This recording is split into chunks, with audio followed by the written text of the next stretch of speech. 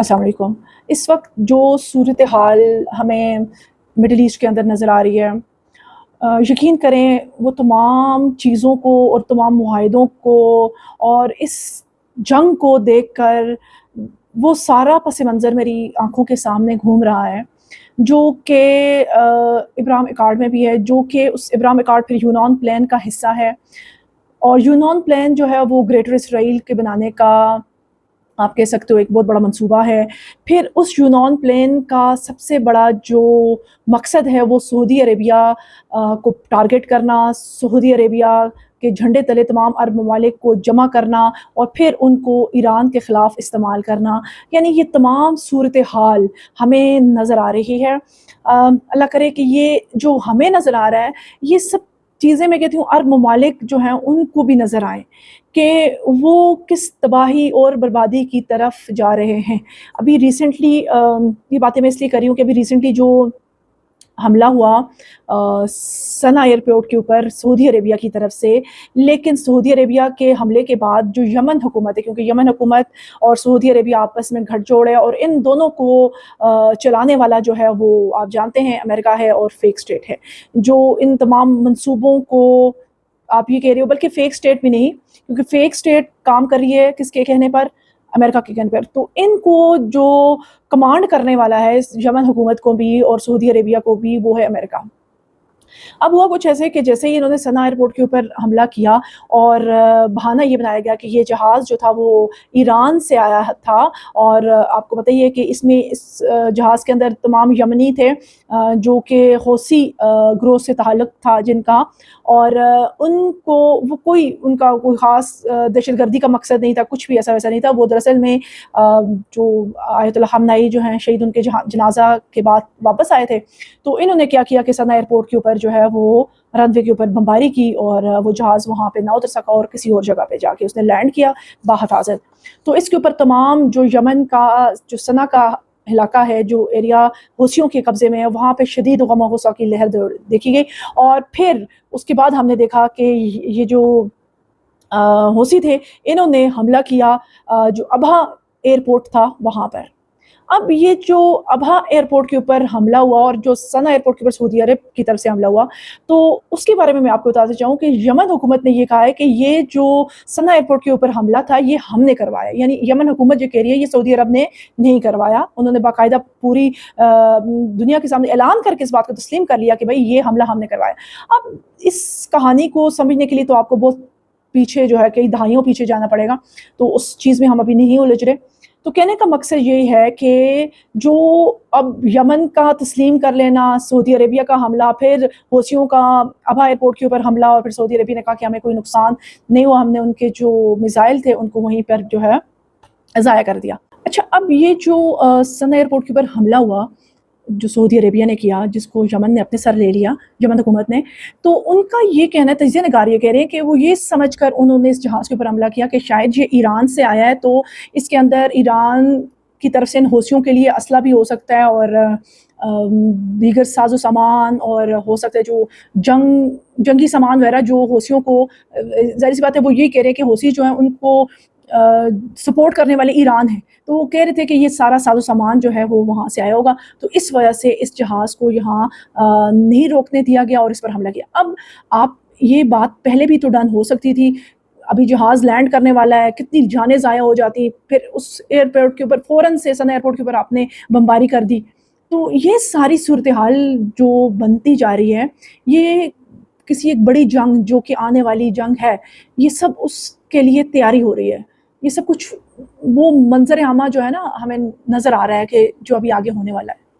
اب دراصل کہانی کچھ ایسی ہے کہ ابھی ہم دیکھ رہے ہیں کہ امریکہ اور سعودی عرب کے درمیان میں ایک اور ڈیفنس معاہدے کے تحت کہا گیا ہے کہ امریکہ اور سعودی عرب کے درمیان 1.96 ارب یعنی 2 ارب ڈالر کے دفاعی معاہدے کی منظوری ہوئی ہے، جس کے مطابق امریکہ سعودی عرب کو ایسے جدید قسم کے جنگی آلات جو ہیں اور اس کے علاوہ جو ہے ڈیفنس سسٹم جو ہے پرووائڈ کرے گا، جو کہ ٹارگٹ کلنگ کرے گا۔ مطلب یہ ہے کہ وہ اپنے ہدف کو صحیح طرح سے پریسائزلی جو ہے وہ نشانہ بنا سکے گا، اور انہوں نے اس کو نام دیا ایڈوانس پریسیجن کل ویپنز، اس کو نام دیا ہے. اور ذرا آپ سوچیں سعودی عربیہ سے امریکہ کو اتنی محبت کیوں ہے, جو آپ کو پتہ ہے ازلی دشمن ہیں, جن کا مقصد جو ہے وہ مسلمانوں کو تباہ و برباد کرنا ہے. تو آپ سوچ سکتے ہیں کہ سعودی عربیہ سے اتنی محبت ہے کہ وہ کہہ رہا ہے کہ سعودی عرب جو ہے اس کو کچھ ہو نہ جائے. بھائی کیوں, پھوپھی کا پتر لگتا ہے سعودی جو عربی ہیں ان کے. مطلب ذہن بھی کوئی چیز, دماغ کو یہ لوگ یوز ہی نہیں کرتے. پتہ نہیں بد دعا لگ چکی ہے کسی کی ان کو, کیونکہ اس وقت فلسطینی جو بچے رو رہے ہیں, گڑ گڑا رہے ہیں, ہمیں نظر آ رہا ہے. تو مجھے لگتا ہے بس اب بدعا پکی پکی لگتی ہوئی نظر آ رہی ہے. لیکن اصل جو چیز ہے, مجھے یہ یونان پلان جو ان کا ہے, جو گریٹر اسرائیل کا منصوبہ ہے, وہ مکمل ہوتا ہوا دکھائی دے رہا ہے. یہ جتنے بھی میں کہتی ہوں نا, جو لوگ جن کا جو وسعت رکھتے ہیں اپنی سوچ کے اندر, وہ ان چیزوں کو بہت اچھی طرح سے سمجھ سکتے ہیں.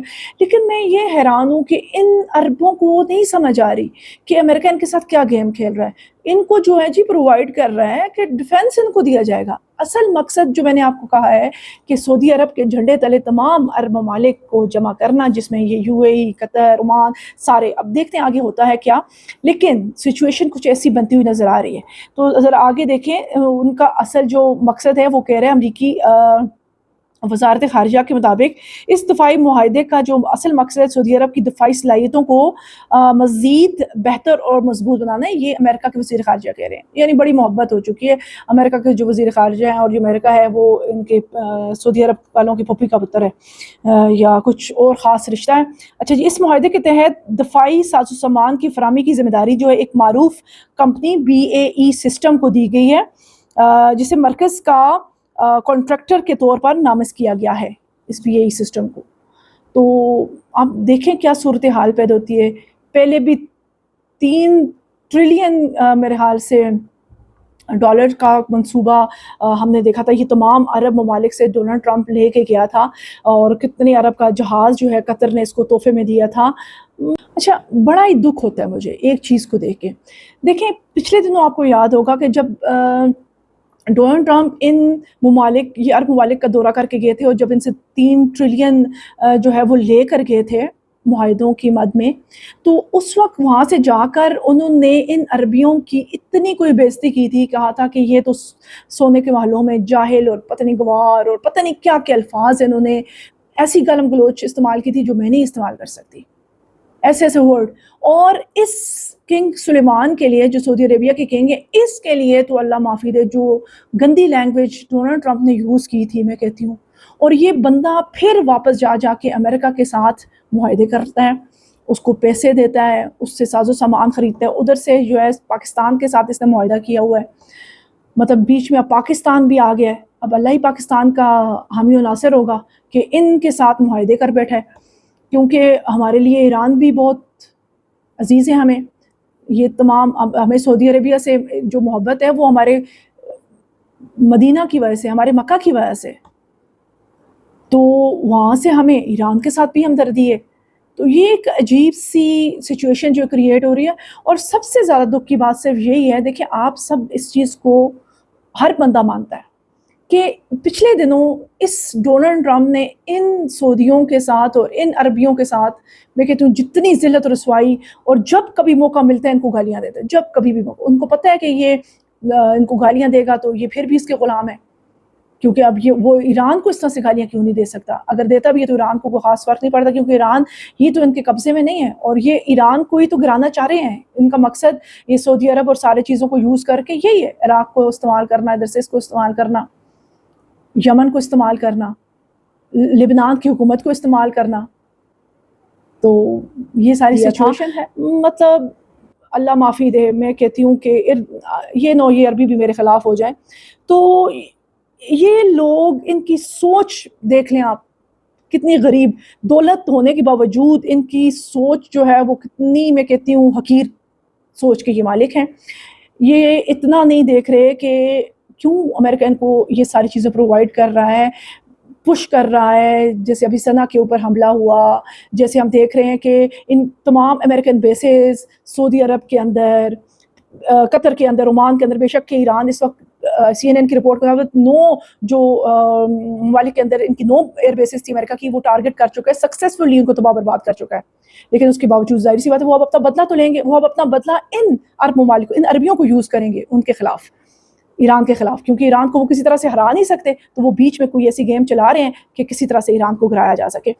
کیونکہ یہ جو طاقتور لوگ ہوتے ہیں ان کے خلاف کھڑے ہوتے ہیں، اور جو اس طرح کے ہوتے ہیں جیسے یہ آپ کو عرب ممالک نظر آ رہے ہیں، اس قسم کے جو لوگ ہوتے ہیں ان کو یہ استعمال کر رہے ہوتے ہیں. ان کو استعمال کر کے جیسے عراق کے ساتھ انہوں نے جو حشر کیا، وہ بھی ہم اگلی ویڈیو میں ڈسکس کریں گے کہ کیا ابھی عراق کے اندر عراقی جو پرائم منسٹر ہے وہ گیا ہوا ہے اس کے دورے پہ، امریکہ کے دور پہ، اور صدر ڈونلڈ ٹرمپ سے مل رہا ہے. تو یہ تمام اس وقت آپ کو صدر ٹرمپ اتنے زیادہ متحرک نظر آ رہے ہیں، تو یہ کیوں نظر آ رہے ہیں؟ اللہ تعالیٰ کرے کہ ان کی آنکھیں کھل جائیں، وقت پر کھل جائیں، تو وقت بہت قریب ہے، بہت قریب ہے کہ سب کچھ ختم ہو جائے گا. اور یہ جس طرح سے میں بات کر رہی ہوں یا آپ مجھے سن رہے ہوں گے، تو یہ سچویشن پھر نہیں رہے گی. اللہ تعالیٰ سے خیر کی دعا کرتے ہیں، اور توبہ ہم سب کو کرنی چاہیے. ظلم کے خلاف ہم سب کو آواز اٹھانی چاہیے. جو ظلم اس وقت فلسطین کے اندر، فلسطینی معصوم بچوں کے ساتھ، پھر لبنان کے اندر دیکھ لیں، ہر طرف انہوں نے ظلم مستعم بنایا ہوا، اور ان کے مقاصد یہی ہیں، بس یہی کہہ رہے ہیں کہ یہ گروہ جو ہے ان کو ایران فنڈ کر رہا ہے تو ان کو فلاں کر رہا ہے، تو مطلب بہانے بنا بنا کے ٹیررسٹ ہو رہی ہے. سب سے بڑے ٹیررسٹ یہ خود ہیں. تو اللہ تعالیٰ ہم سب کی آنکھیں کھول دے اور مسلمانوں کو متحد کرے. کب مسلمان متحد ہوں گے؟ غدار خود ہی ان ممالک کے اندر ہی پیدا ہو رہے ہیں، اور یہی غدار پھر تباہی و بربادی کا باعث بنے گے.